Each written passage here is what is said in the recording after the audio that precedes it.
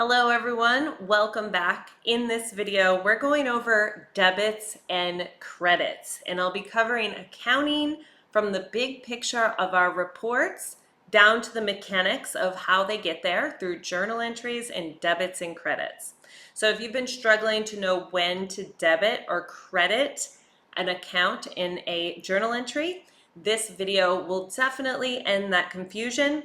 So whether you're a business owner trying to read your reports and you just want to understand those details, or you're an accounting or tax professional, or you're a student, because after looking around online, I did not see any videos that went over debits and credits using a technique step by step, really the only way I thought to teach debits and credits. It just isn't out there. So I'm gonna make the video and hopefully this helps a lot of people. If you're new here, my name's Amanda and you're watching The Business Finance Coach, where I simplify the technicalities of business to help you succeed, because I truly believe that the world needs your business. I offer all sorts of training, so check out the description below. Now let's jump into debits and credits, how to know when to debit or credit in a journal entry. So first things first, you can see this accounting worksheet. I'm going to show you a little graphic that I use to teach debits and credits. And you can see it right here.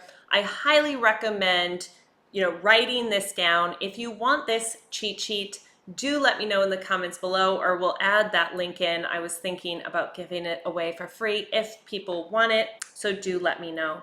One thing we need to talk about here with debits and credits first, before we get started, is that accounting represents everything that's happening in the business that affects value. So most often, of course, that's cash, moving money, or loans and obligations to pay money in the future, or receiving money from clients. In the past, that would have been handwritten, right? A ledger, handwritten ledger. But nowadays we use accounting software, but it's still doing the journal entries in the background. And I even have a spreadsheet solution for small business owners who really shouldn't be learning QuickBooks. So if that's you, do check out the links below. So journal entries are the things we use to record transactions. Journal entries include debiting and crediting transactions, right? But they're always equal. So debits always equal credits in a journal entry. Now, accounts are just systematic descriptions of all of these things that are happening in the business. There are 5 types of accounts, which are really important: assets, liabilities, owner's equity, revenue, and expenses.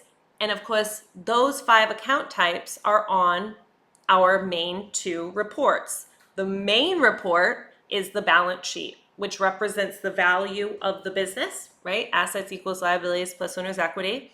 Included in owner's equity is how well the business has been doing or not doing, right? If a business has been losing money, the owners are going to have to compensate for that. So that's our income and expenses. Income minus expenses equals net income or net loss, which gets dumped into the total value of the company each year. So that's how we have this top level of the business being, the accounting records being represented in these 2 reports. All of the accounts that describe all of our transactions are then summarized in these reports. The balance sheet is based as of one day, right? You can only look at the balance in your bank account as of today. So those are permanent accounts. They started at 0 when the business began, and they're just a running total of whatever the balance is today. Versus income and expense are temporary accounts, because they track how profitable the business is over a period of time. So at the end of the period, a year typically, they're going to start over at 0, and they dump that net income or loss into owner's equity through an account called retained earnings. The key to debits and credits is that we don't use negative numbers in accounting. No negative numbers. Instead, we use debit or credit, 2 sides of an account, to equal increase or decrease, positive or negative. So a T account is just a visual way to represent the activity or show the activity in an account and summarize it to a total balance. And you can see here our T account, we have debit left in big letters, credit right in big letters. You could literally replace debit and credit with the words left and right. So when do we use left and right? Well, it depends. For some types of accounts, left will increase the account, right will decrease. For others, right will increase, left will decrease, or credit will increase, debit will decrease. That depends on the type of account. Each type of account has a normal balance, it's called, and that normal balance is the side that will increase the account, and the opposite will decrease it. So now we can jump down here. We can see asset accounts, expense accounts. I'm going to come back to this one. That's a special one. Liability, revenue, and capital. Those were the 5 we just talked about. So asset accounts, something you own like a bank account. The normal balance is debit. That means if your account is positive and not negative, your bank account, then you have a normal debit balance. However, if it were to go negative, right, if the business literally overdrew their account, then they would have a credit balance. And that's how that's represented. There's no actual negative numbers used. How do we add up an account? Well, we add up everything on the left, everything on the right, and then whichever side is greater has a balance. And so in this case, we have a cash T account. It just has $9,710. So that's the balance in the account. And it's debit, which means we're good. Our bank account is positive. If that was over here, then we would be in the red. We'd be negative. So now it's the same thing for expenses. Expenses are costs that we spend money on. So their normal balance is on the debit, which means if we're going to record spending money, we would debit an expense to increase it. But let's say we were refunded money. Let's say we got a refund for an expense. Maybe the business decided to go out of business and they couldn't do what they promised, so they gave us back money on an expense.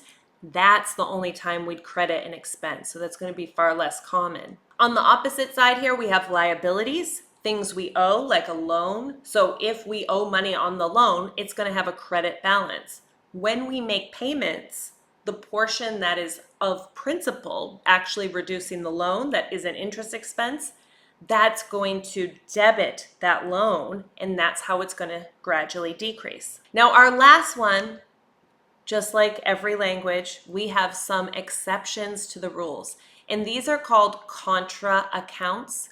They're specific types of accounts within our account, 5 account types, that are actually the opposite. A contra account, it's the opposite of the account. So a contra asset account is an asset account, but it's opposite asset. So a contra asset account is going to have a credit normal balance. So we can see here some examples of contra accounts. Most of these, like accounts receivable, is only something you use in accrual accounting.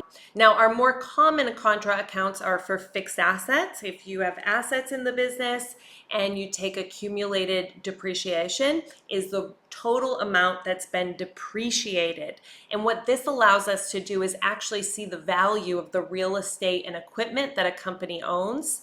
And the last one I want to mention is for our capital accounts. Draws are when a business owner takes money out of the business, and those have the opposite normal balance as capital because they're going to decrease the owner capital account. Owner's equity and capital can kind of be used interchangeably. Owner's equity is the broader term, and capital is the more specific term for money put into the business. Last one that I break out over here is capital draw. When an owner takes money out of the business, that normal balance is debit. Unlike for capital in general, the normal balance is credit. So guys, this is it. Like these two T accounts here, and memorizing this or having this handy and walking through a process to use this, that's all you need for journal entries. Okay, so you've got to ask yourself these questions when you're trying to make a journal entry or solve a problem. What did we give or get? Choose one. You may have both in a scenario or multiple, but just pick one aspect. Then determine what type of account is that. What's the account? What's the type of account? And then look at the graphic. What is the normal balance? Okay, if we're dealing with an asset, normal is debit. So which do we need to debit or credit? Are we increasing or decreasing? Answer that question and there's your journal entry. Now, when you do the other side, like I have at number 5 here, when you walk through these same steps again for the other side of the journal entry, that's a check. Does it make sense? Okay, so I have an example here. Stripe deposited $10,000 of client sales into a bank account, business bank account, with a 2.9% fee. So what did we get? Well, we got money, right, in our bank account, $10,000 minus a 2% fee. So that's $9,710 that we got. So what type of account is that?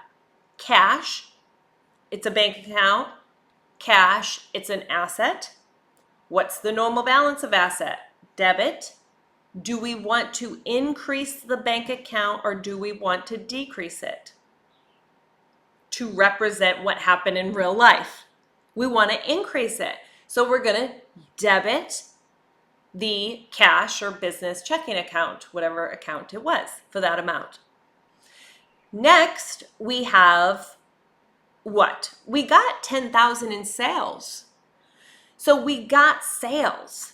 What type of account is our sales? It's revenue or income. And what's the normal balance of revenue? It's a credit.